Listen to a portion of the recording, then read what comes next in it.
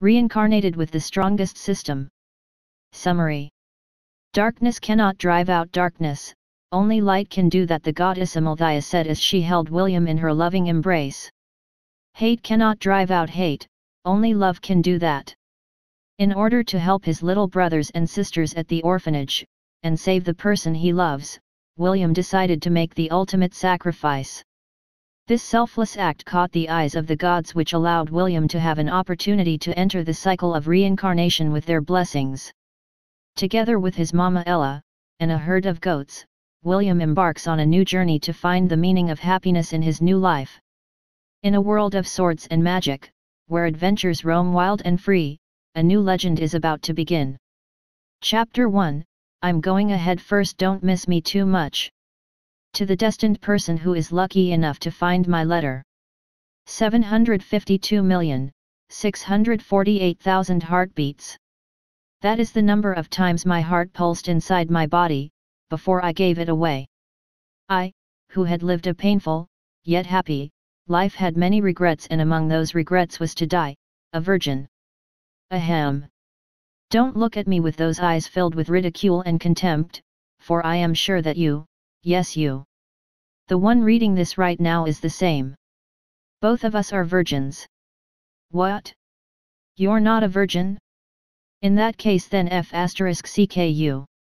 How dare you read this?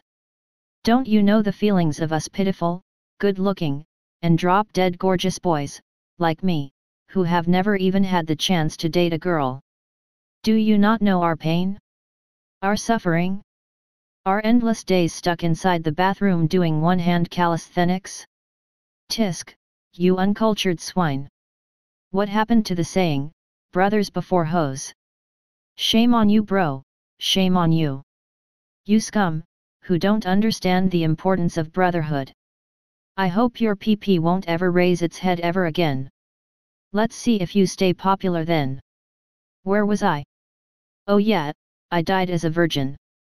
However, before I died, I got my first and last kiss from a beautiful lady who was known as the #1 beauty in the whole academy. Man, her lips were so soft that I felt like I was in cloud 9. If only the boys in the school could see that moment, I bet that they would have bitten their handkerchiefs in envy. I'm sure that all of her admirers would have joined hands in order to kill me. Joke's on them, because by the time someone has found this letter, I will have long been dead. Ha ha ha. I leave this world with many regrets, but there was one thing I don't regret, and that was giving my heart to her.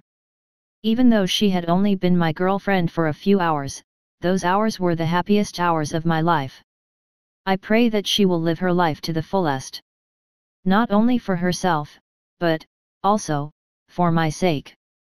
To you, who is currently reading this letter, I wish you a blessed day.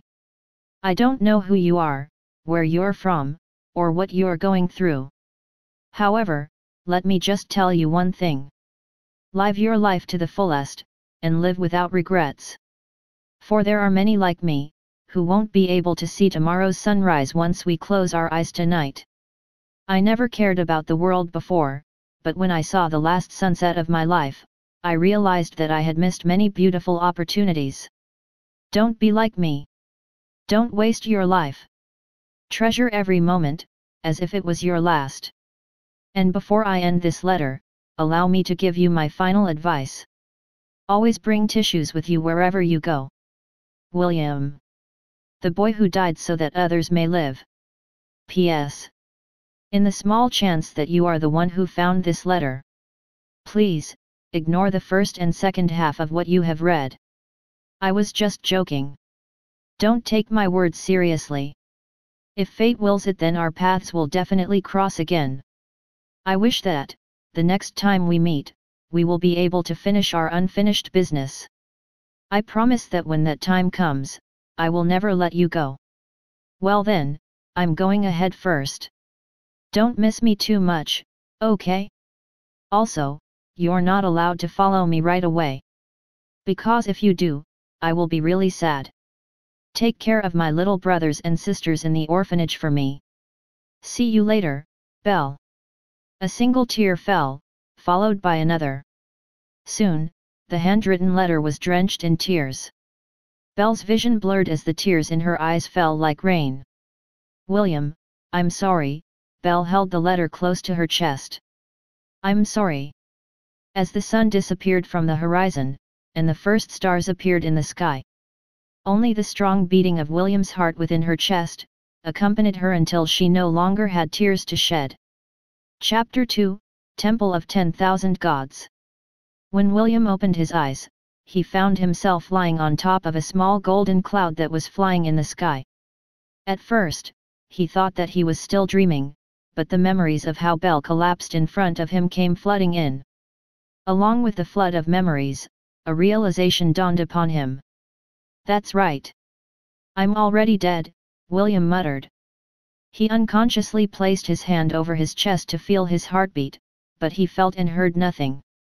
After heaving a sigh, the boy sat cross-legged on top of the cloud as if it was the most natural thing to do in the world. After doing so, memories of his life flashed before his eyes. William saw happy memories, sad memories, and memories that he didn't want to see ever again. At the end of his reminiscing, the image of a beautiful girl, with long black hair, made him bite his lip in frustration. Truth be told, he was very worried about her. Did the operation succeed? Did the doctors make it in time? Will the hospital director keep his promise? Many questions popped inside his head. However, he knew that there was nothing more that he could do to affect the outcome of the events that had transpired. The reason? He was already dead. There was no use worrying about things that were beyond his control. "I hope you're safe, Belle," William said as he raised his head. A golden portal was shining in front of him and he knew that his journey had come to an end.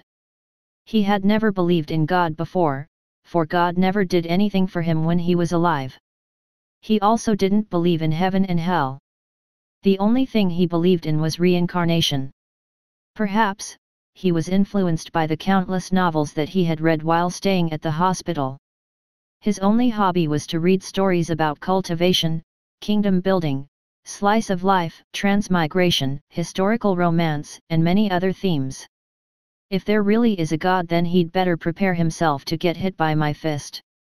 William narrowed his eyes as he gazed at the golden portal that was getting larger every second. "If I find out that he also took Belle, I will beat him up until even his mama doesn't recognize him anymore." Those were the last words William said before the cloud entered the golden portal.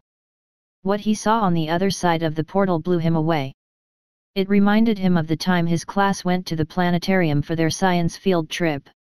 "Just what in the world?" William asked absent-mindedly as he stared at the vastness of space. Countless stars, planets, and galaxies could be seen in the distance. Before the teenage boy could even process everything that he was seeing, the cloud sped up and headed towards a giant planet that looked very similar to Earth. Surprisingly, several other golden clouds appeared beside William as the cloud made its way towards the planet. A procession of golden clouds numbering in the millions formed in less than a minute. Each of them was also carrying a person, each varying in age. Some were old, some were young, and some were incredibly young. Children not older than 3 years old looked back at William with a curious gaze, while sucking on their thumbs. William felt an ache in his chest as he looked at the young children with a sad expression. They reminded him of his little brothers and sisters back at the orphanage. As they drew near the planet, a surprising change happened to the procession of golden clouds. The clouds carrying the old people broke free from the formation and headed towards the eastern side of the planet. The clouds carrying the children who were below the age of 5 flew towards the south. It didn't take long for William to realize that they were being segregated by some unknown power who seemed to be manipulating the order of the clouds. The cloud that William was riding on didn't change direction and continued to go straight towards the center of the planet. A few other people were in the same group as him, but they numbered less than 100. As the clouds they were riding on descended from the sky, a magnificent temple appeared before their eyes. An old man, with long white hair and beard, stood in front of the entrance and looked at them with a smile on his face. "Greetings to each and every one of you," the old man said with a kind and soothing voice. I know that all of you have a lot of questions. Although I don't have the answers to all of them, I will be more than happy to answer those that I know. Is there any of you who would like to ask a question? Me, a skinny young man who seemed to be in his early 20s, raised his hand. Go on, the old man replied. Are you God? The skinny man asked. No, the old man answered. I am just one of their many helpers. Their helpers? You mean there is more than one God? A pretty lady asked. Oh yes, the old man smiled. Some of them are old and some are new. By the way, the name of this temple is the Temple of 10,000 Gods. Although I say 10,000 gods, the exact number of gods that reside within is unknown. The old man paused before continuing his explanation. It has been eons since this temple was named, and many gods have been born during the passing of time. Of course, it is also true that many gods had perished as well. William and the others fell silent as they digested the old man's words. Even so, being as young as they were, their curiosity got the better of them. Why so many? A handsome boy with blonde hair and blue eyes asked. Isn't there only one true God? Good question. The old man nodded his head in appreciation. You came from Earth, correct? Yes, the handsome boy replied. Let's say that on Earth, there is one true God, the old man smiled. Then, what about other worlds? If each world had one true God, then wouldn't that mean that there are countless true gods in the various worlds within this universe? The handsome boy widened his eyes in realization. He understood what the old man was talking about and no longer asked any questions. The old man made a gesture towards the Temple of 10,000 Gods and continued his explanation. You see, a god is born out of people's beliefs. With this logic, it also means that a new god is born every now and then. The stronger the belief, the stronger the god will be. After the passing of time, many gods were born and many gods were lost. The moment a god is forgotten, is the moment these gods will cease to exist. In short, instead of going directly into the cycle of reincarnation, all of you will be given a chance to choose a patron god before you journey towards your next life, the old man added. Wait. I know this. The nerdy boy adjusted his glasses as he prepared to voice out his guess. If we go according to what I have read in light novels, these gods will give us cheat powers, powerful artifacts, divine weapons, and other blessings that will give us an edge on our next life, correct? Something like that, the old man replied as he played with his long beard. Each god has their own specialty and most of them give their followers the same items or ability. I knew it. The nerdy boy pumped up his fist with excitement. His eyes were sparkling as he looked at the gate behind the old man with anticipation. Since we don't have much time left, I will just cut to the chase, the old man announced. All of you are here because the gods looked upon all of you favorably. Perhaps you did something in your life that deserved their recognition. The old man paused for a brief moment to allow the meaning of his words sink in. Well, if there are no more questions, let's go in. The old man waved his hand and the gate of the temple opened.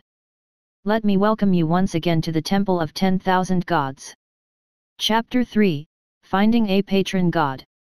Come one, come all. Step right up and don't be shy. I never believed in love at first sight, but that was before I saw you. I hope you know CPR, because you just took my breath away.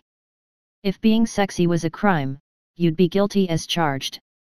I was wondering if you were an artist because you were so good at drawing me in. William looked at the scene in front of him in a daze. After entering the gates of the temple, he found himself on what seemed to be a bazaar. Beautiful and handsome merchants wearing unique dresses were calling out to the people that had entered the temple with him. William's comrades were immediately drawn in by the flattery of these men and women. The boy was amazed because these merchants were able to say the cheesiest pick-up lines without breaking a sweat. Aside from William's group, there were other people who were wandering around the different stalls as if they were window shopping. William was amused because some of these merchants were even fighting with each other to draw these customers to check out the things that they had to offer. While he was still trying to understand what was happening around him, a chubby man wearing an elegant robe walked up to him with a smile. "Good day, young friend," the chubby man greeted. "Are you interested in becoming the strongest man in the world?" William looked behind him. Seeing that no one was there, he looked back at the chubby man and pointed to himself. "Are you talking to me?" William inquired. "Yes." The chubby man nodded in affirmation. "Allow me to introduce myself. My name is Gavin and I am the god of all trades. If you are looking for the most amazing patron god in this temple, then that's me." Suddenly, an apple hit the back of Gavin's head, which made him cry out loud in pain. "You bastard, how dare you lie in front of the children!" A beautiful woman wearing a tree hat filled with small apples roared in anger. "How dare you call yourself the most amazing patron god in this temple? Boy, forget that lame man. Come here and choose me as your patron god." The woman made a "come over here" gesture and William found his body floating towards her stall. He did his best to take control of his body. However, no matter how hard he tried, he couldn't even move his fingers. In the end, he resigned himself to his fate and drifted towards the stall of the goddess. "My name is Lulu and I am the apple goddess."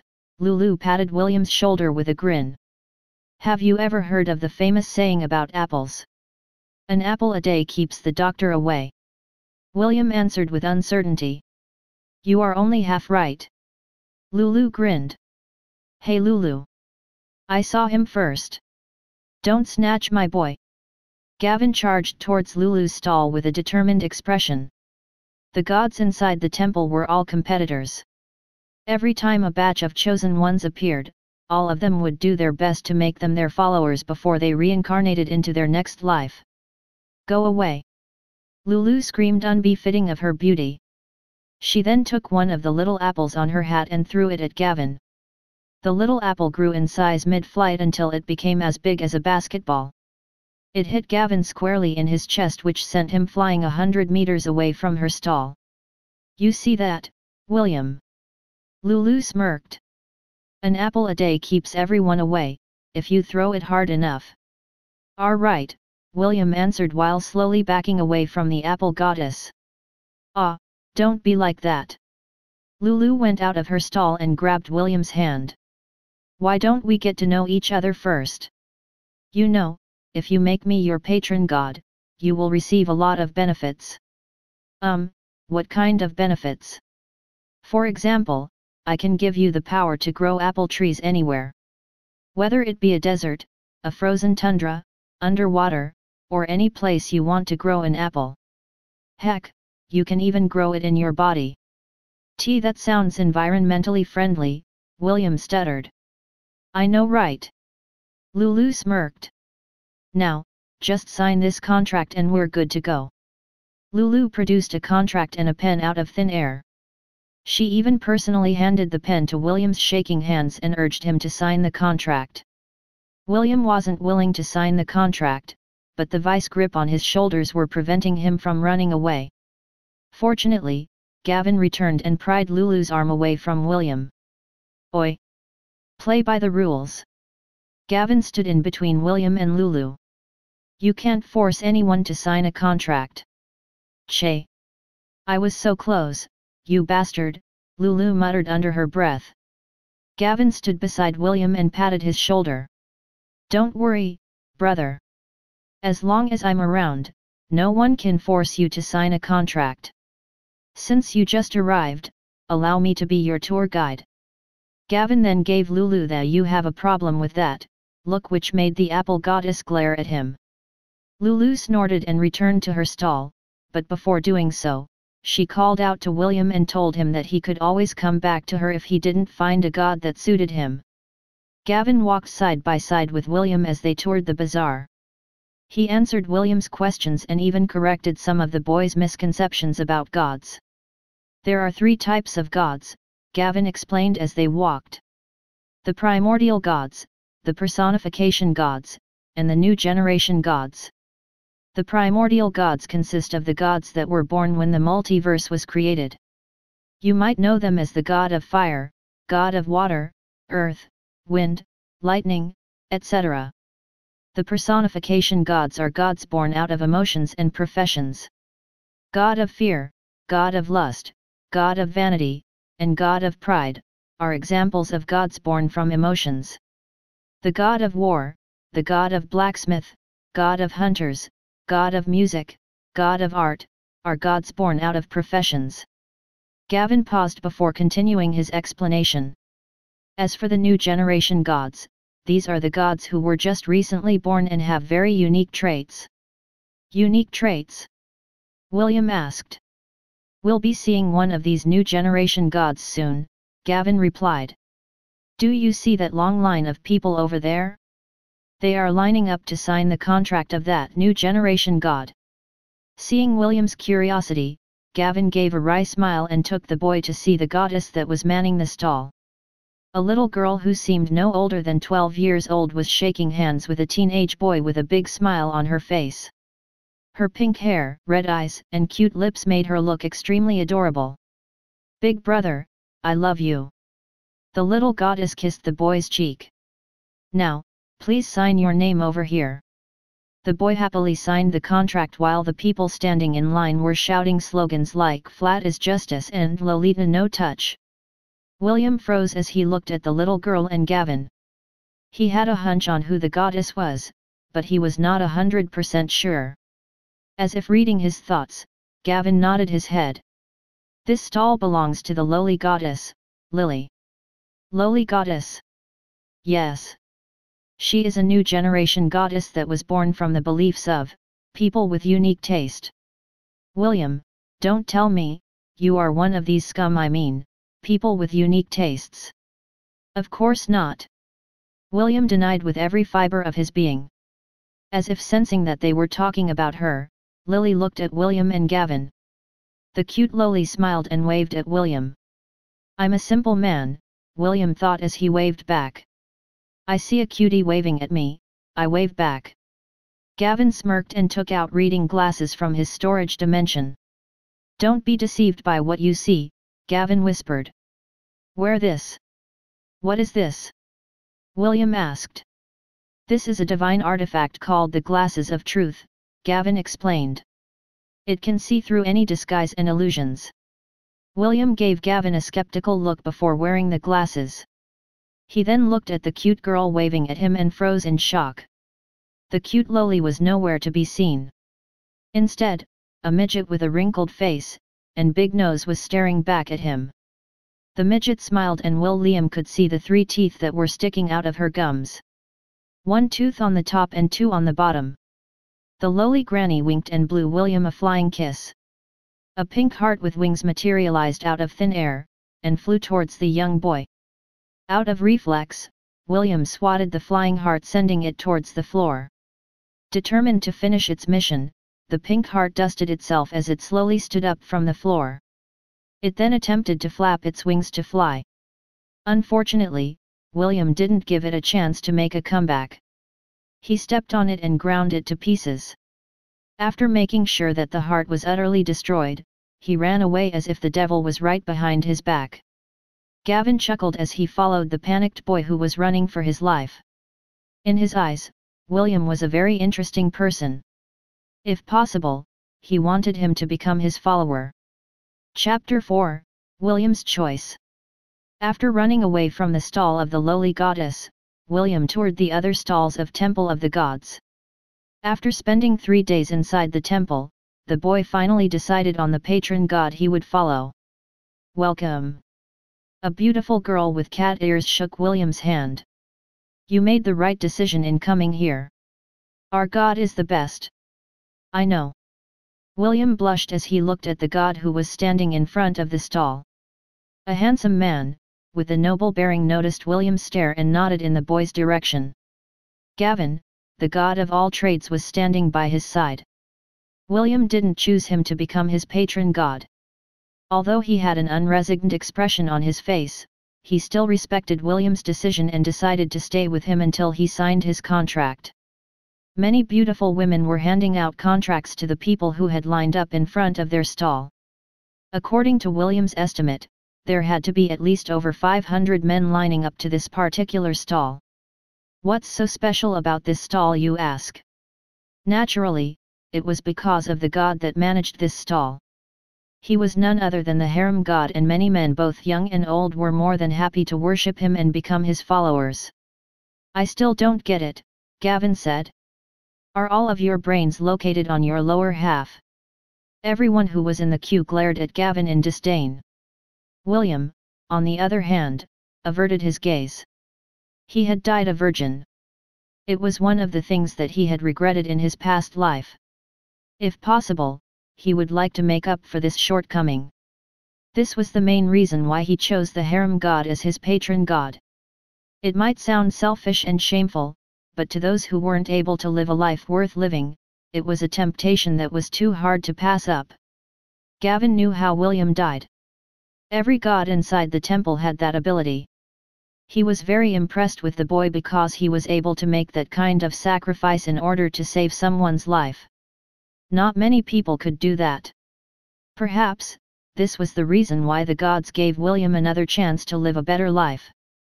An hour passed and it was finally William's turn to sign his contract. Brother, I am honored that you chose me as your patron god, the harem god said with a sincere smile on his face. He took a glimpse at William's past and saw the sacrifice that he had made for his little brothers and sisters in the orphanage. He also admired how resolute he was when he gave his heart to save his lover. This made the harem god look at William favorably. William, aside from the blessing that you will receive from me as your patron god, I will also give you a piece of my divinity, the harem god stated in a firm manner. From this moment onward, I hereby acknowledge you as my little brother. Big bro. William threw his shame down the gutter and shamelessly hugged the harem god. Gavin clicked his tongue when he saw this scene, but there was nothing he could do. The only thing he could do was to watch as his most favored candidate was snatched away from him. All right, first things first. Let's sign the contract. Okay. The harem god waved his hand to summon a contract, but nothing happened. The harem god frowned. He waved his hand for the second time, but no contract appeared in his hand. Can you give me a minute? The harem god asked in an awkward manner. I'll just contact customer service and ask what's going on. William nodded his head with a smile. He wasn't worried because these kinds of things happen all the time when he was still alive on Earth. Perhaps, the machine that was printing the contract ran out of ink or something. At least, that was what William thought at that time. Hello? This is the harem god. I called because I ran out of contracts, can you please send me more? The harem god explained the situation at hand. Is that so? The harem god frowned. Can't you do something about it? Just one more contract will do. I will not ask for more. Sorry sir, you have reached your maximum number of followers, the customer service representative replied. Even if you asked for one more contract, it cannot be done. The divine system will not allow anyone to violate this rule. Just give it up, sir. The harem god sighed as he ended the call. He looked at William with unwillingness. Such a good brother, and he wasn't able to give him the happiness he deserved. Gavin noticed the change in the harem god's expression and immediately thought of something. Could it be, Gavin thought. He didn't dare voice out his thoughts out loud in the case that he was mistaken. Even so, he was willing to grasp this thin strand of hope that had appeared in front of his eyes. Brother, I'm very sorry, the harem god bowed his head. I had reached the maximum number of followers. I cannot add more even if I wanted to. Gavin almost did a fist pump as he heard the harem god's explanation. I knew it. William was heartbroken by the news. It was like lining up to buy the limited edition game that he wanted to play so badly. Then, when it was his turn to purchase it, the staff would tell him that they had run out of stock. Don't worry, brother, the harem god patted William's shoulder. Even if you don't sign my contract, I will still give you my divinity. Hey! Gavin looked at the harem god as if he was seeing a weird creature. Granting someone a divinity was different from signing a contract. A contract only gives you the regular blessing of a god. A divinity, on the other hand, would grant you special privileges that would be at least 10 times better than a regular contract. The two couldn't even compare by a long shot. Hey, are you sure you are going to give William a piece of your divinity? Gavin asked. It's not against the rules. The harem god was adamant. This is my brother. My sworn brother. I cannot do him wrong. You lucky son of a, Gavin patted William's shoulder. This is good news for you, William. William was unaware of how important the divinity of a god was. The only thing he had learned from the conversation was that he had somehow gained something better than a contract. The harem god gave William a chess piece. The boy looked at it and found it familiar. The king. William muttered. Is this your divinity, big brother? Yes. The harem god nodded his head. Place it inside your soul, little brother. That way, no one will be able to steal it from you. Also, from now on, feel free to call me Brother Issei. William obediently did as he was told and placed the king over his chest. The chess piece glowed and entered William's body. He felt that his soul became stronger, but he still couldn't understand what kind of ability he would gain from the divinity that was given to him. All right, since I reached my quota, I'll follow you until you choose your patron god. The harem god patted his chest with confidence. Don't worry. As long as I'm around, no one would dare to scam you and force you to become their follower. Thank you, Brother Issei. No need to thank me. This is the least that I can do for you, William. William had just finished nodding his head when he heard a familiar voice shouting behind him. There you are, big brother. The lowly goddess, Lily, jumped to his embrace like a cannonball. Everything happened so quickly that William didn't have enough time to dodge the lowly's attack. Lily held William's body in a vice grip as she pressed her little head on his chest. Big brother, I really like you, the lowly goddess said. Why don't you become my follower? I am willing to give you many benefits. All you need to do is, give me a kiss. I. F***ck. William screamed internally. I'd rather kiss a frog than kiss you. His body spasmed uncontrollably as every fiber of his being tried to break free from the lowly granny's hold. The little lowly was unaware that William had already seen through her disguise. Lily continued to do her best to act cute and seduce William to become her follower. Gavin smirked as he watched this scene unfold. Another chance had presented itself in front of him and he would be stupid if he didn't use this to his advantage. Chapter 5, Signing of Contract. Big brother, please become my follower, Lily said with upturned eyes. William was sure that if he hadn't managed to see the lowly goddess' true form then he might have readily agreed to her pleading. Sorry, but I'm not interested. William looked around in desperation. He looked at his brother Issei for help, but the latter only nodded his head with a smile. The lowly goddess is also a good choice, brother, Issei commented. A few of my lovers are lowless. Not only are they cute and adorable, they are also very loyal as well. Lily gave William a big grin. Big brother, come, choose me as your patron god. I promise that you won't regret it. Remember, jail is just another room. Out of sight, out of mind.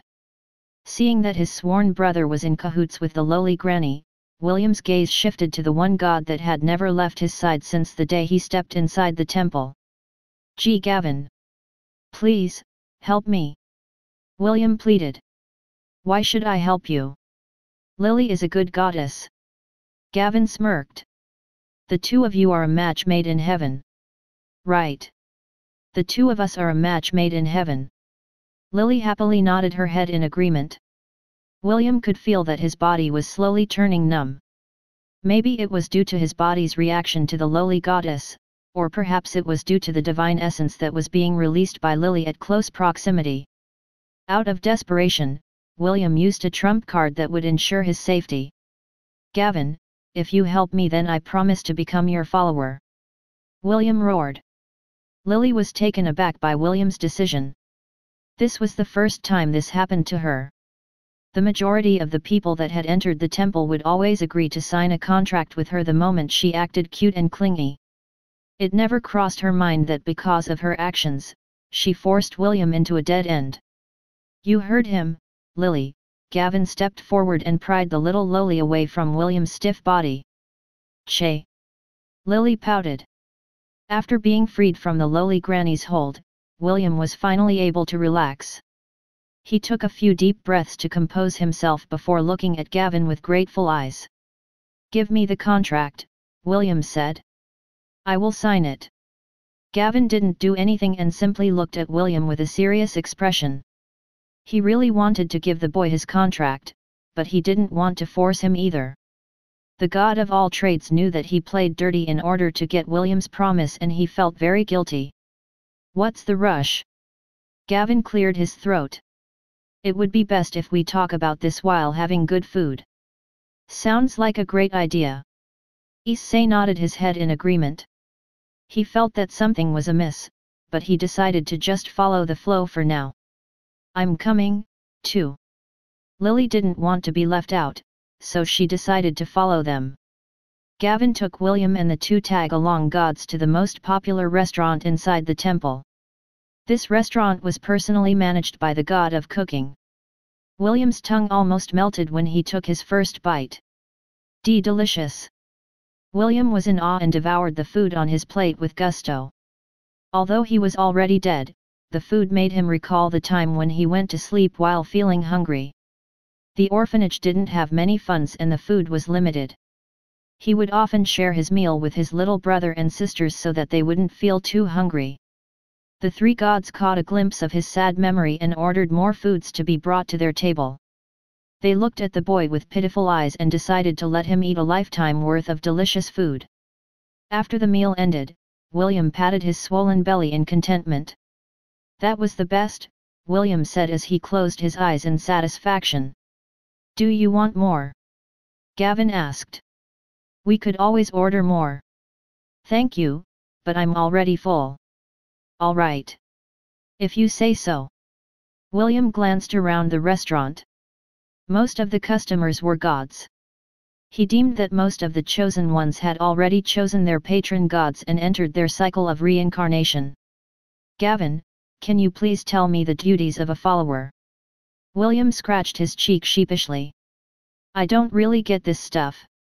Is there something that I must do in exchange for your blessing?" "Before that, let me tell you more about me." Gavin decided to come clean. He wanted William to choose him by his own free will and not because he was forced to do it. "After my explanation, you can decide whether you want to choose me to become your patron god or not." William was surprised by Gavin's demeanor. In the end, he decided to nod his head and listen to the god's explanation. Seeing that William was giving him his full attention, Gavin started his explanation. "As you may already know, my slogan is Jack of all trades, Master of none. Just like your good brother, Issei, the moment you sign my contract then you will receive my blessing. My blessing works like this: you will have a 20% increase in the experience that you will gain when you increase the level of your job class."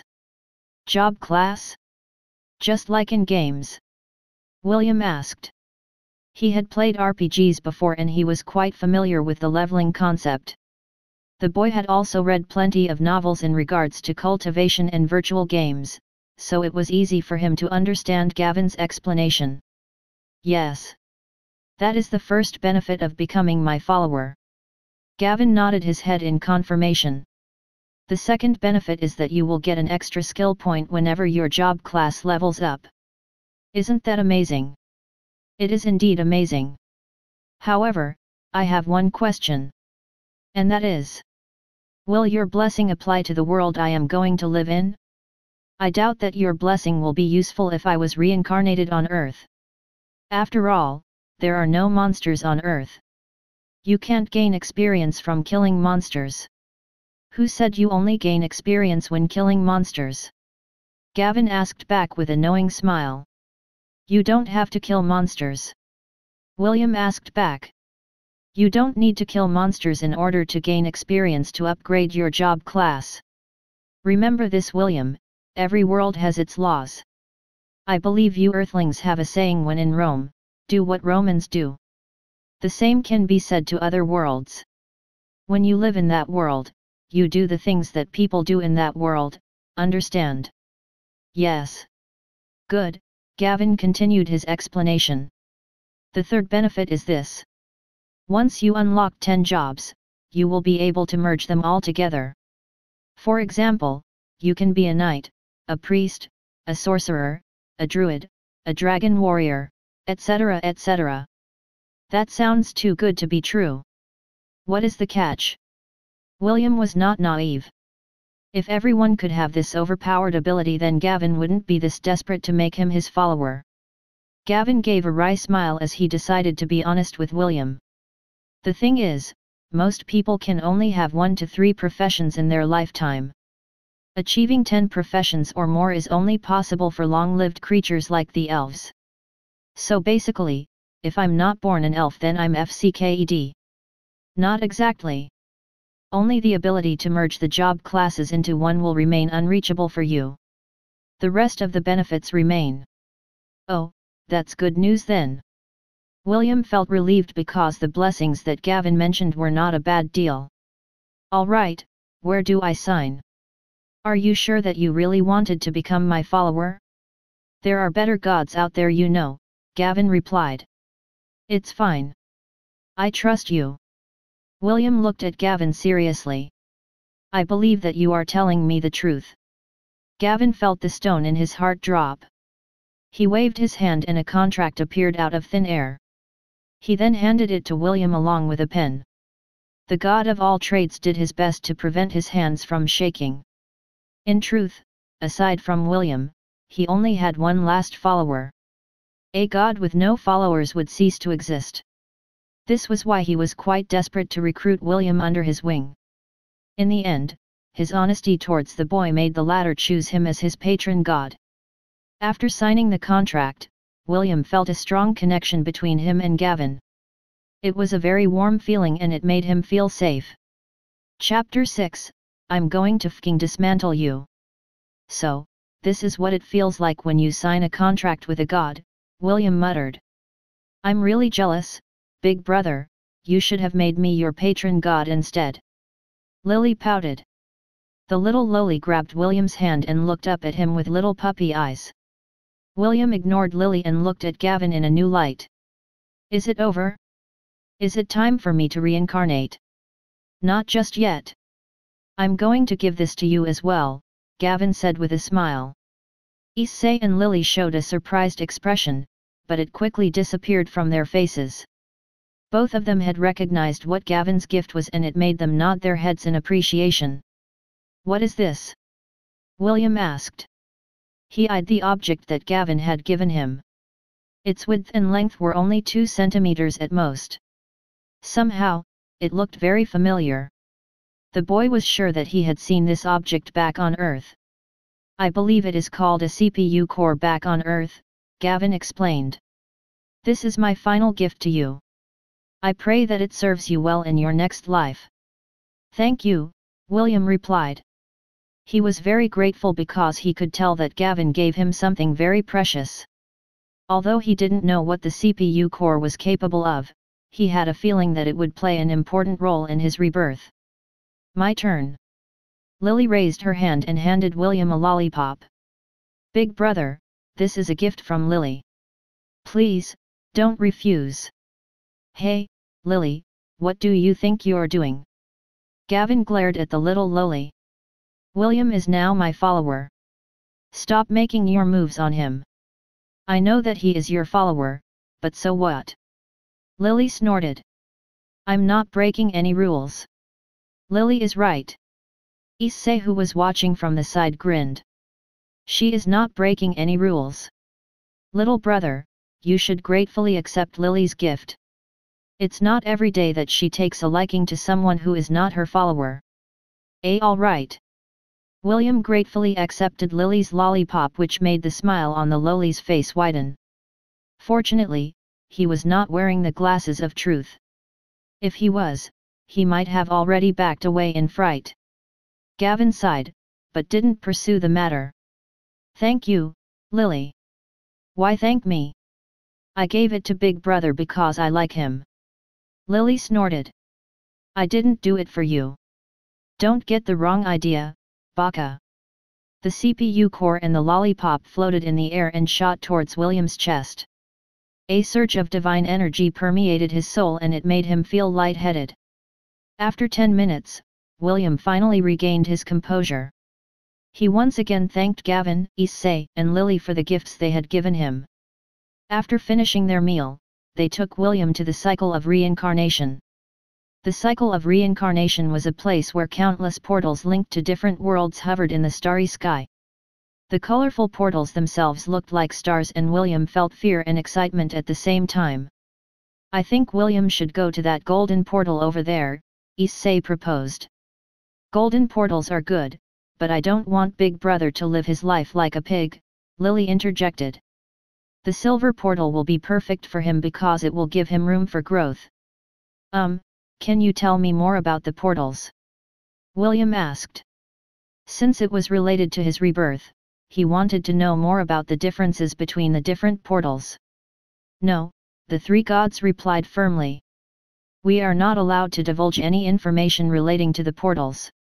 William may not be very smart, but he understood that Issei and Lily had already given him some hints on what portals were the best. Gavin stood by his side and waited for him to choose a world where he would be born. While he was pondering his decision, the golden portal in front of him glowed. An old man, wearing white robes and carrying a wooden staff appeared before him. "Gavin? Issei? Lily?" The old man was surprised to see his acquaintances in the Cycle of Reincarnation. "Are all of you here to wait for my return?" "Sorry, but I didn't bring any souvenirs with me." "As if, old man." Lily raised her small fist. "We're here to send off William and not to welcome your return." The old man looked slightly disappointed.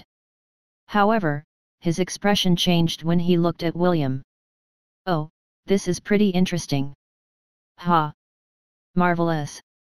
The old man moved closer and eyed William up and down. For a soul to receive so many divine oomph. Gavin and Issei covered the old man's mouth and dragged him away. Lily, on the other hand, engaged William in idle chatter.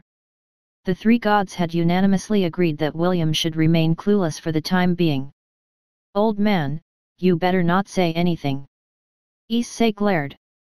"This is a secret. If the other gods found out about this, there is going to be a riot." "Shut your trap, old man," Gavin pleaded. "This is my last chance to get a follower, don't make me beat you up."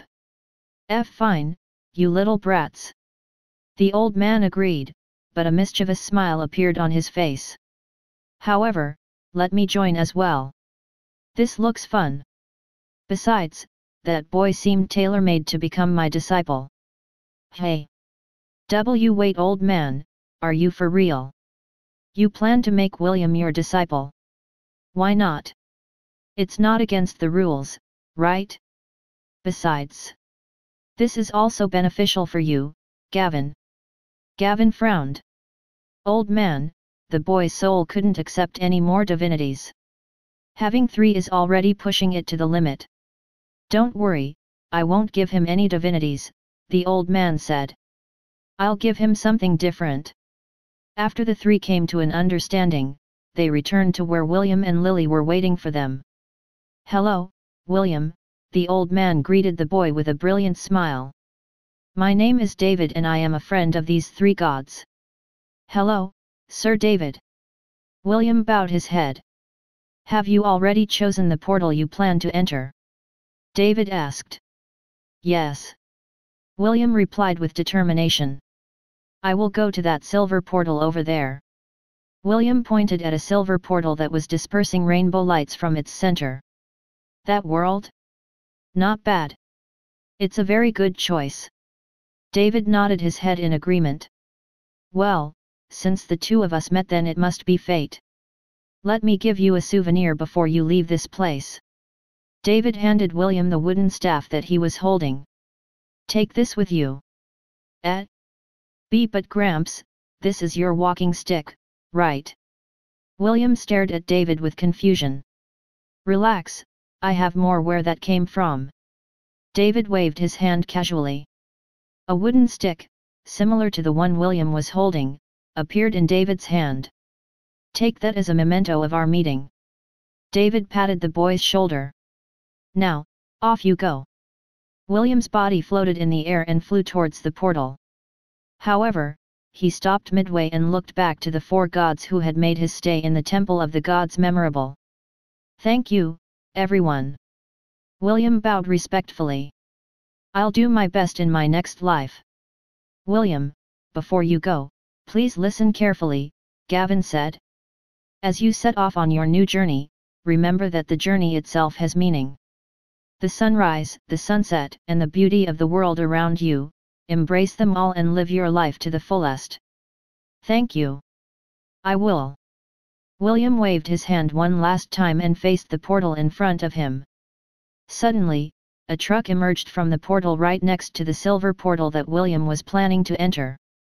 With a loud crash, the truck hit William and sent him spiraling towards a red portal in the distance. In a span of a few seconds, William's soul entered the portal, leaving the four gods frozen in place. Gavin, Issei, Lily, David, Fck. The truck finally stopped and transformed into a 10-meter tall robot. Did I just hit someone? Truck kun. I'm going to Fcking dismantle you. Gavin roared in anger. Chapter 7, William von Ainsworth. What's taking it so long? An elf who seemed to be in his early 30s paced back and forth outside the room. Like all elves, he was very good looking. However, that handsome face of his was masked with anxiety. Giving birth takes time, a beautiful elf replied. Stop walking around, you are making me nervous as well. I'm worried about our daughter, the handsome elf replied. What if something happens to her and the child? What should we do, Erin? Nothing will happen, Theoden. Erin glared at her husband in annoyance. Get a grip, will you? Just look at Morgan. See? He's pretty calm. Theoden glanced at the red-headed man who was leaning on the wall at the corner of the room. He had his arms crossed over his chest and he was standing still like a statue. His eyes were closed and seemed to be resting. The handsome elf finally calmed down and sat beside his wife. Both elves held each other's hands and prayed to their gods to keep their daughter and her child safe from harm. Inside the delivery room. My lady, I can see the baby's head, the midwife said with excitement. Just a little bit more. Just one more push. The beautiful lady lying on the bed, gave a guttural grunt as she obeyed the midwife's pleading. Her long blonde hair stuck to her skin, and her emerald green eyes were tinged with fatigue. She had been in labor for more than 3 hours and was already feeling very weak. Only her unwavering determination to see her child, kept her sanity from losing control. After much hardship, the baby was finally born to the world. The midwife held the newborn baby in her hands. She checked its gender and was about to congratulate her lady for giving birth to a boy when she noticed that something was amiss. After giving it much thought, the midwife realized that the baby didn't cry when it was born. A frown appeared on her face as she used magic to clean up the baby's body. She paid close attention to the baby's breathing and its heartbeat. For a brief moment, the midwife thought that the baby had immediately died after it was born. She had seen such cases before and it made her very anxious. Fortunately, she noticed the newborn's chest rise, which was a clear indication that he had started breathing. However, the baby's breathing was very slow and labored. What's wrong? The beautiful lady who had just given birth asked. Did something happen to my baby? Her question brought the midwife out of her daze. She hastily presented the baby to his mother and congratulated her. Congratulations, my lady. It's a boy, the midwife said. However, the baby is very weak and I'm afraid. The beautiful lady ignored the midwife and held her newborn son close to her bosom. All the exhaustion she had felt during her labor were washed away by the happiness she was feeling at that moment. "You look like a little caterpillar," the beautiful lady teased her son as a tear slid down the side of her face. She caressed the baby's cheeks softly and channeled her magic to her hands. Heal. Cure. After casting 2 consecutive spells, the baby finally moved and started to cry. The 2 elves who were waiting outside the room glanced at each other. Erin cried and buried her head on her husband's embrace. Although she kept on telling her husband that everything was going to be fine, she herself was feeling anxious. The red-haired man who was leaning on the wall finally opened his eyes. He breathed a sigh of relief as he looked at the ceiling of the room. His grey eyes were tinged with happiness and sorrow. Happiness because his brother's child had been born. Sorrow, because the child would never get to see his father in this lifetime. "My lady, your child is very tenacious." The midwife smiled as she looked at the child. "I really thought that he wouldn't be able to make it." The beautiful lady kissed her baby and smiled. "Are you saying that he has a strong will to live?" "Exactly." The midwife nodded her head in agreement. "Will," the beautiful lady muttered. "From now on, your name will be William. William von Ainsworth." The beautiful lady looked at her son lovingly. "Grow big and strong, just like your father." Suddenly, the door sprang open and the 2 elves entered the room. Theoden immediately checked his daughter's condition. His heart ached when he saw the exhaustion on his daughter's face. However, he could also sense happiness and pride inside her beautiful exterior. Erin went to her daughter's side and kissed her cheeks. "Congratulations, Arwen." "Thank you, mother," Arwen replied with a faint smile. Seeing the mother and daughter pair, the handsome elf felt left out and decided to scrutinize the baby who was nestled in his daughter's embrace. "Why is this child so quiet?" Theoden asked. "Are human babies that weak?" "What are you talking about? He's not a human child. He's a half-elf," Erin corrected her husband. "Father, my baby is not weak." Arwen pouted. "He's strong. If not, then he wouldn't have been born in this world." Theoden frowned, but knew better than to argue with his wife and daughter. After checking their daughter and the baby, the 2 elves left the room in order to let the mother and child have some quality time with each other. After all, they had to part sooner or later. Arwen unbuttoned her dress and gently guided her son's lips to her breast. The baby still had his eyes closed. Clearly, he was still weak, but his natural instincts allowed him to perform the most basic thing that a newborn child should do, and that was to drink his mother's milk. Deep inside William's consciousness, words started to form. However, his soul was still damaged due to being hit by Truck Kun before he entered the cycle of reincarnation. Because of this, he was unable to see the words that had appeared on his status page. Daily quest, drink milk has been completed. Rewards, 5 EXP points. Current EXP, 5/100. Name, William von Ainsworth. Race, half-elf. Hit points, 5/5. Mana, 10/10. Job class, none. Subclass, none. Strength, 0. Agility, 0. Vitality, 1. Intelligence, 2. Dexterity, 0. Skills, none. Titles, none. Chapter 8, Fiefdom of Lont. "Please, promise me that you will look after him," Arwen said as she held William in a loving embrace. Tears fell freely from her eyes because she couldn't bear parting with her son. However, in order to keep him safe, she had no choice but to let him go to where the humans lived. Theoden and Erin were also feeling depressed because their first grandson was going away. If not for the responsibilities that had been passed on to their lineage, they might have done everything in their power to keep William by their side. "I can't promise you that," Morgan replied in a firm manner. "You know that if he stayed by my side, he would live a life filled with danger. However, don't worry. I will bring him to my hometown. My brother and his wife are already waiting for his arrival. I'm sure that they will keep him safe and happy. Arwen's lips quivered as she held on to her baby. William was still sleeping and was unaware that he would be separated from his mother. He had only been in this new world for 2 weeks and still hadn't opened his eyes in all that time. His mother had been very worried about his condition, but she had already done her best. The child's body was healthy, so that only led to one problem. The child's soul. The elves had strong spiritual powers. After doing a spiritual scan on her child, Arwen found out that her baby's soul seemed to be damaged. The only good news was that the soul would gradually recover as time passed.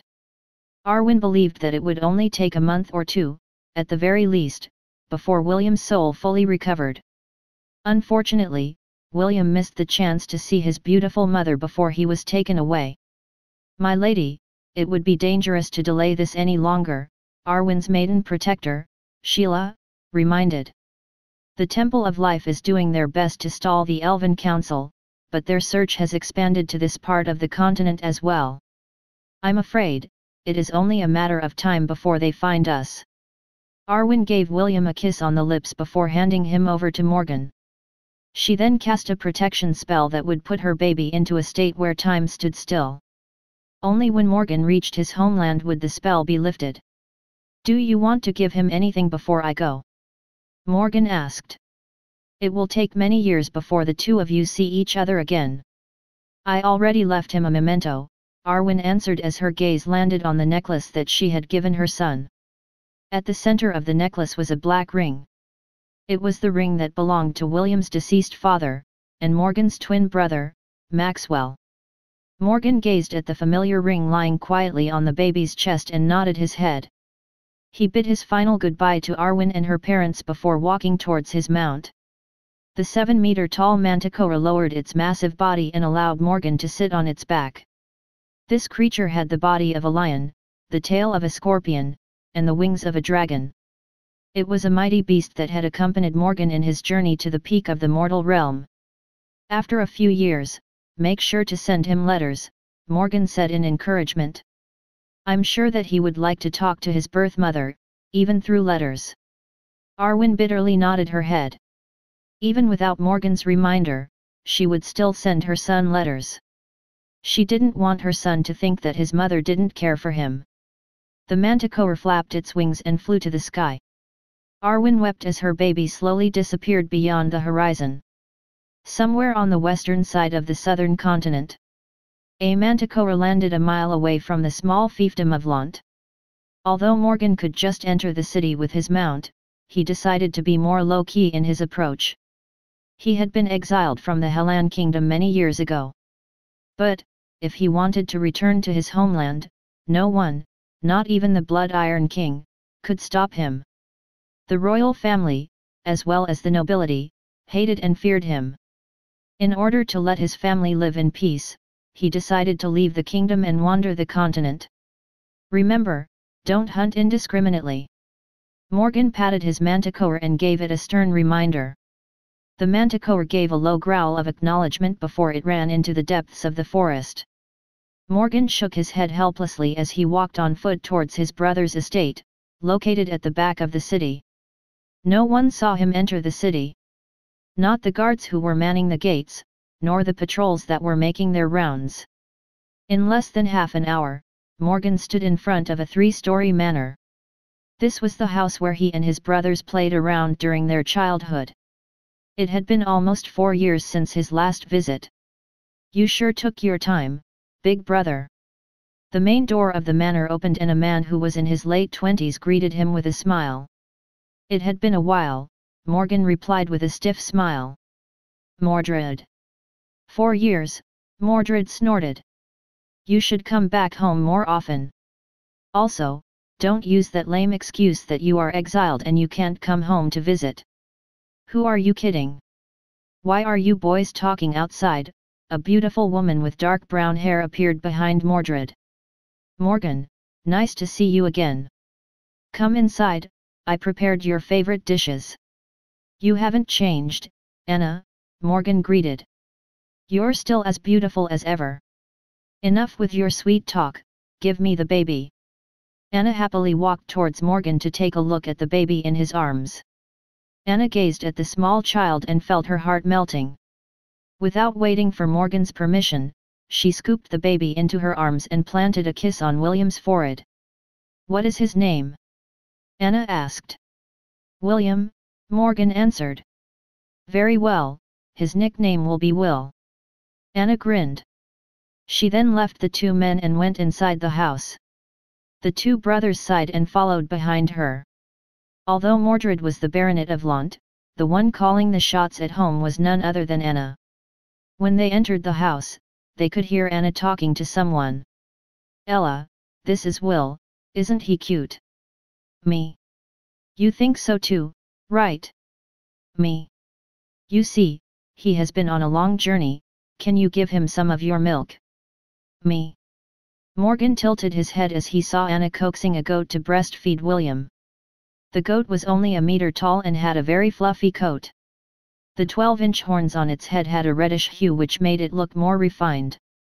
The goat stood still as Anna guided the baby's lips to drink some of its milk. The journey had been long, and if not for Arwen's spell, William might have starved along the way. Unknown to the sleeping William, his status page was once again updated as the goat's milk entered his system. Daily quest, drink milk has been completed. Rewards, 5 EXP points. Current EXP, 75/100. Chapter 9, Escape. I must escape. A month passed since William arrived in Lont. Morgan had only stayed for a week before leaving the Hellan Kingdom. Anna sat on a chair while knitting clothes for her eldest son, Matthew. William was lying on a thick carpet beside her, accompanied by the Angorian goat, Ella. I'm glad that William is a well-behaved child, Anna thought as she glanced at the baby who was currently drinking Ella's milk. Little did she know that this well-behaved child was busy planning for his future. 5 days after William arrived in Lont, the small baby finally gained enough experience points to level up. This trigger prompted William's soul to have a complete recovery and allowed him to regain consciousness. At first, William was confused. For a brief moment after waking up, he thought that he was born as a goat. He almost panicked and cried out. Fortunately, his mouth was firmly sucking the goat's udders, which prevented him from making a scene. It didn't take long before he calmed down and started to observe his surroundings. After a few days, he was finally able to get a gist of the current situation and put his mind at ease. Daily quest, drink milk has been completed. Rewards, 5 EXP points. Current EXP, 125/200. After having his fill, William softly patted his mama Ella to tell her that he was done drinking her milk. Aya. Mama, thank you. Me. Aya. Can we go outside? The goat lightly shook its head and licked William's forehead. Seeing that it was impossible to convince his mama to take a stroll outside the house, William just focused on the things that he could do, and that was to check his status page. Aya. Status. Name, William von Ainsworth. Race, half-elf. Hit points, 5/5. Mana, 10/10. Job class, none. Subclass, none. Strength, 0.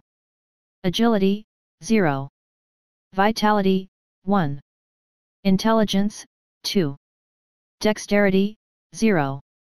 Skills, none. Titles, none. Available stat points, 6. Available skill points, 0. I wonder how I can get a job class. William thought. Still, according to the light novels I read, magicians are treated in high regard. Should I go for the magician route and put all my stats to int? Suddenly, William remembered another story that he had read while he was still alive. If I choose to become a magician, then I might be called a genius, William mused. I can't let that happen. Geniuses are treated as stepping stones by the protagonists. I need to remain low-key and surprise them when they least expect it. This is the common template for successful reincarnators and transmigrators. After careful thought, William decided to hold his stat points for now and just use them in the future. He believed that as long as he played his cards right, he would be a winner in life. A year passed as William lived the life of a baby. Although his life revolved around sleeping, pooping, talking to his mama Ella, and drinking milk, the boy who had only lived for 18 years in his past life was looking forward to a bright future. In that 1 year of drinking milk, William had gained 4 levels. Name: William von Ainsworth. Race: half-elf. Hit points: 10/10. Mana: 15/15. Job class: none. Subclass: none. Strength: 0. Agility: 0, +1. Vitality: 1, +1. Intelligence: 2, +1. Dexterity: 0. Skills: none. Titles: none. Available stat points: 12. Available skill points: 0. Current EXP: 184/1366. I gained a few stat points for free as my body grows older. William burped. Perhaps this is also one of Gavin's blessings. Still, I wish I could find a way to get more experience points and get a job class. The day passed like every other day inside the Ainsworth manor. After dinner, Anna carried William to their bedroom. Ella followed behind her. The moment William entered the Ainsworth household, Ella treated him like her own child. You can even say that she was William's second mother in this world. Wherever William went, the Angorian goat followed. The couple made a comfortable place for Ella and William at the corner of the room. The baby and his mama goat laid on top of thick and comfortable carpets. Ella liked to keep William close to her, and not even Anna and Mordred could take William away from her without her permission. Around midnight, William suddenly woke up from his slumber. He could feel something warm on his chest, so he decided to investigate. His small hands picked up the source of that warm feeling and looked at it closely. The black ring hanging on his necklace glowed in the darkness. What's going on? William thought as he observed the glowing ring in his hand. The ring is getting warmer. Suddenly, William was almost blinded by a brilliant flash of light that came from the ring. When the light faded, the baby William found himself in an unfamiliar place. The air smelled damp, and it made him feel uncomfortable. William crawled on all fours and scanned his surroundings. The ground was coarse and stone walls lined both sides. On the ceiling hung small stalactites, which made him realize that he was no longer inside his Uncle Mordred's and Aunt Anna's bedroom. William was a half-elf, which gave him dark vision. Even in the dark, he would be able to see things clearly. What the hell? William's body shivered as he saw 3 creatures slowly approaching him from the front. They had dark green skin and uttering guttural sounds that were hard to decipher. The 3 creatures were a meter tall and wearing only rags on their lower half. Even so, William didn't need to be a language expert to know what they were and what they were thinking. Goblins. William wanted to run away, but he was just a year-old baby that just learned how to crawl. Escape. I must escape. He tried to move his body, but he was frozen in place due to fear. Crush Shaka. Shakarakta. Zydo. The 3 goblins rushed towards William while waving the clubs in their hands.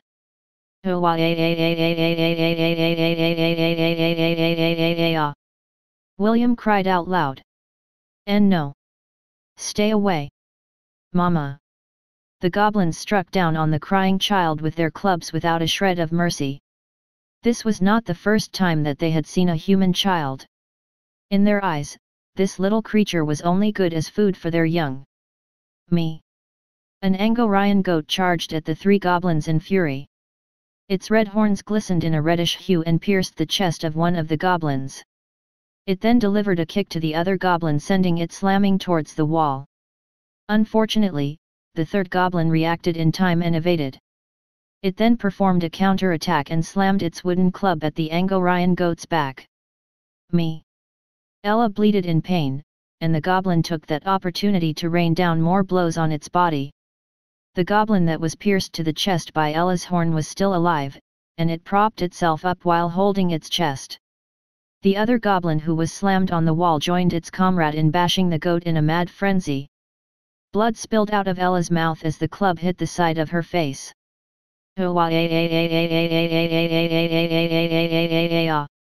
Mama! William cried. He could only watch helplessly as the three goblins bashed his mama to death with their clubs. After taking too many beatings, Ella finally dropped down on the ground. Mimi, the goat called out to William as if telling him to run away. Mama! William saw his mama Ella's fur stained in blood. The side of her face was also bloody, and two of her legs seemed to be broken. The Angorian goat struggled to get up, but the goblin kicked it out of anger. While the two goblins took turns in kicking the fallen goat, the third goblin who had been pierced in the chest by Ella's horn had approached William during the commotion. It didn't take long before the crying William saw the goblin by his side. Cray! The goblin screamed and struck down. He wanted to kill the human baby so badly in order to vent out the anger it was feeling. William could only watch as the wooden club descended upon him. A cry of pain followed the strike and the ground was stained in fresh blood as the wooden weapon hit its target with a vengeance. Chapter 10, Time to Fight Back. The goblin was sent flying a few meters away from William's location. The blood on its chest gushed forth and stained the ground in a greenish hue. Two more shrieks filled with pain followed suit. The two goblins who had been bashing the Angorian goat were also sent flying a few meters away from the fallen beast. All three goblins lost consciousness, which made the surroundings very quiet. William snapped out of his daze and hurriedly crawled towards his mama Ella. He didn't even glance at the floating wooden staff in the air that saved his and his mama's life. Mama! Mama! William hugged Ella's bloody head and cried. Me! Ella bleated. Blood was spilling at the side of her face and her eyes. Sensing that William was beside her, she licked the baby's cheeks before lowering her head to the ground. The Angorian goat had received severe injuries and was on the verge of dying. William kept on crying while holding onto Ella's bloody head. He didn't care that his clothes were stained with blood. The goat's coat had blood all over and he could feel that her life was slowly ebbing away. Mama! Don't leave me! As William cried, he felt something softly tapping his cheeks. As he turned his head, he saw the wooden staff floating by his side. Go away! William swatted the wooden staff. Due to the event that just transpired and the strong smell of blood that permeated the air, the baby William was not able to think properly. This was the first time he experienced such a brutal event in his two lives and it made his brain lose reason. As his hand touched the handle of the wooden staff, a small ringing sound resounded inside his head. The sound brought with it a calming effect which allowed him to regain some clarity of mind. Although he was still somewhat deranged from fear and sorrow, he was able to read the row of words that appeared in front of him. Would you like to acquire the shepherd job class? Yes/no. The baby looked blankly at the glowing words in front of him. It took a few seconds before the words registered inside William's head. I choose yes. Congratulations. Host has acquired the shepherd job class. Host has learned skill, Way of the Shepherd. Host has learned skill, Bestow. Host has learned skill, First Aid. William's attention locked on the newly acquired skill First Aid. He didn't waste any time and immediately read the skill's information. First Aid. 5 mana points. Heals 20 hit points. Only work for creatures that belong to the herd. This skill cannot be upgraded. This is it. William knew that this skill was the thing he needed. He then glanced at his mama Ella and was surprised to see the goat's status window. Name, Ella. Race, Angorian goat. Hit points, 5/100. Mana, 20/20. Strength, 2. Agility, 3. Vitality, 4. Intelligence, 2. Dexterity, 2. Skills. Horn attack. Stomp. Titles, none. Available stat points, 0. Available skill points, 0. Current EXP, 0/100. Seeing that his mama Ella was indeed in a near-death condition, William touched the Angorian goat's head and said the skill out loud. Time was of the essence and he couldn't afford to take things lightly. Iya. First aid. Iya. First aid. Iya. First aid. Iya. First aid. William repeatedly cast the skill until he felt his body grew heavy. He was also feeling a slight headache due to mana depletion. The goat's blood-stained coat was restored to its silky and fluffy appearance. Her broken legs snapped back in place, and Ella's bloody face returned to normal. The goat immediately stood up and licked William's face. The wet and warm tongue that he had grown accustomed to brought joy to the baby who had almost fallen into despair a few minutes ago. Iya. Mama. Me. William hugged the goat's neck, while the latter closed her eyes in comfort. The two stayed like this for a full minute, before the peace was broken by the two goblins who had regained consciousness. Me. Ella stood in front of William. The Angorian goat pawed the ground as if preparing to attack the moment the goblins came within her strike range. William grimaced because he forgot that the battle was still far from over. He quickly looked at his status to check if any of the skills he had learned could turn the tide in their favor. Way of the Shepherd. Passive skill. Increase the stats of all creatures in the herd by 20%. This is good, but not good enough, William thought as he looked at the other skill he had learned. Bestow. 10 mana points. Bestows plus 10 to all stat points. Only work for creatures that belong to the herd. This skill cannot be upgraded. Skill duration, 2 hours. William looked at his status and found out that he no longer had any mana points. After he acquired the Shepherd job class, his stats had improved greatly compared to last time.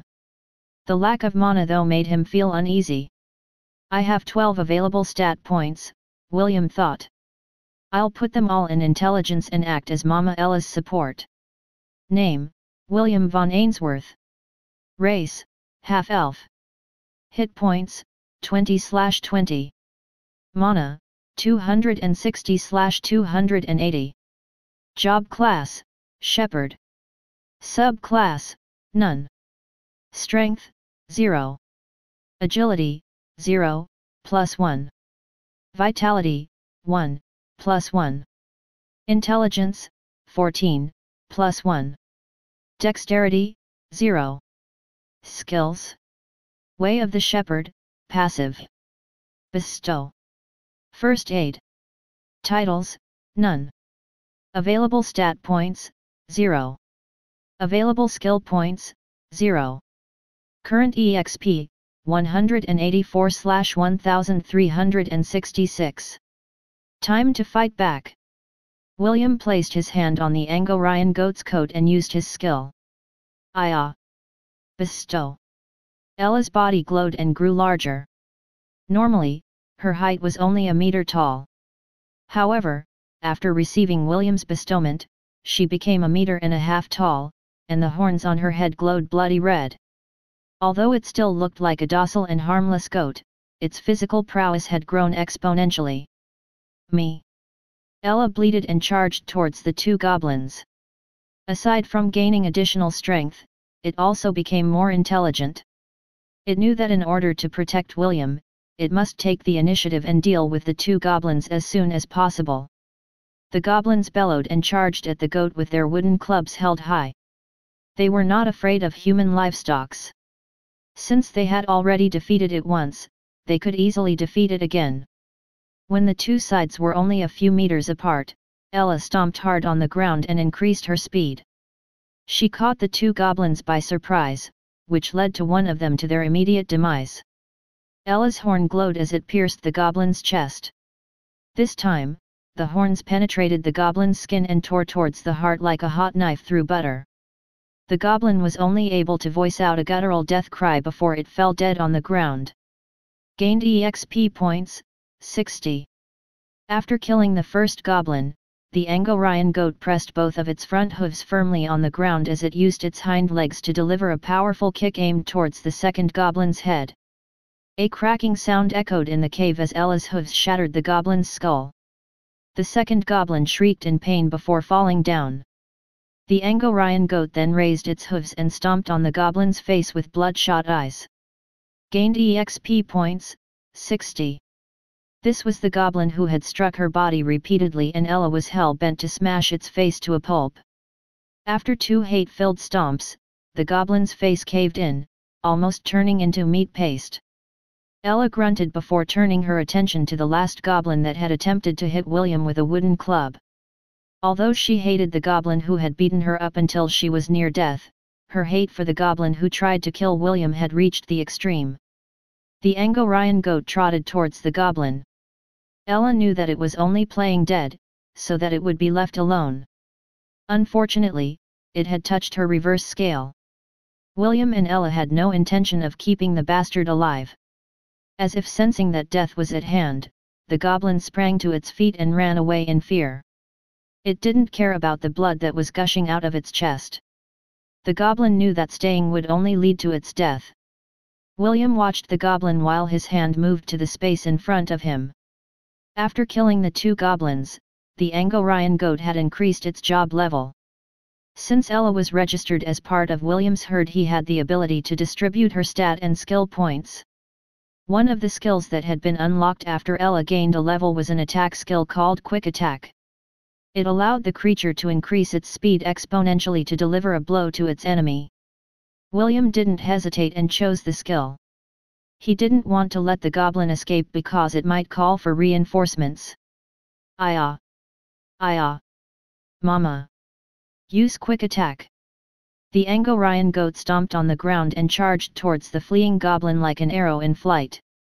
A miserable shriek echoed inside the cave as Ella's bloody horns pierced through its back, impaling its heart. Gained EXP points, 60. After making sure that the goblin was indeed dead, Ella returned to William's side and licked his cheeks. Not long after, the goblins turned into particles of light and disappeared. William was very happy that he was able to survive such a dangerous ordeal. He hugged his mama Ella's neck as the adrenaline rush started to disappear from his system. Aya! Aya! Let's go back! Mama! Me! William touched the ring that was hanging on his neck. After gaining his job class, the appraisal skill was also unlocked. Because of this, he was able to learn the ring's special functions. With a brilliant flash of light, the baby and the goat disappeared from that dark and damp cave and returned to Mordred's and Anna's bedroom.